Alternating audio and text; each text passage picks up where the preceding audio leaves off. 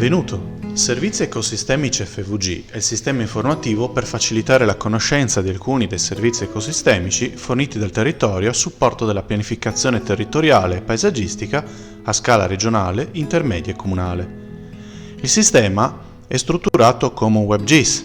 Nella parte sinistra troviamo l'area della mappa con gli strumenti fondamentali per lo zoom, la ricerca delle località e la visualizzazione di tutti i layer disponibili divisi in 4 gruppi. Il primo è quello dei servizi ecosistemici che sono stati stimati dal progetto. Il secondo, quello delle tutele, ovvero dei vincoli ambientali e paesaggistici vigenti. Il terzo riguarda le attività di gestione forestale. Il quarto, le basi cartografiche disponibili. In fondo è possibile anche trovare la legenda che viene dinamicamente popolata in base ai livelli che sono stati attivati in quel momento. Inoltre, per ciascun layer c'è la possibilità di visualizzare i relativi metadati, ovvero l'insieme delle informazioni che lo sintetizzano, con eventuali riferimenti a siti internet, documenti o altro. Ovviamente è possibile anche interrogare direttamente i relativi layer, utilizzando la funzione Informazioni e cliccando sull'area mappa interessata. I risultati saranno visualizzati nel pannello informativo che appare sulla destra.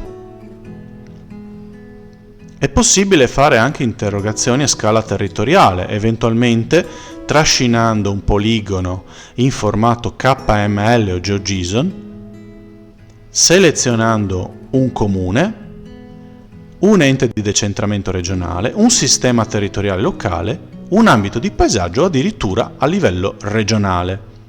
Per esempio, qualora volessimo selezionare un comune per analizzarne i servizi ecosistemici, Capriva del Friuli, è possibile individuare il nome, pescarlo dal menu a tendina e fare clic sulla lente di ingrandimento. L'area verrà immediatamente visualizzata sulla mappa. A questo punto il sistema fornisce una prima indicazione, ovvero l'area selezionata di 6,27 km² e chiediamo di calcolare le statistiche che ci vengono fornite nell'arco di pochi secondi, individuando sostanzialmente per i nostri servizi le informazioni che sono riportate all'interno di questi grafici. In questo caso, visualizzando ad esempio per ciascun servizio ecosistemico le aree esposte in chilometri quadrati organizzate sulla base delle 4 classi da noi individuate. I dati vengono anche però riportati in forma sintetica nella tabella sottostante.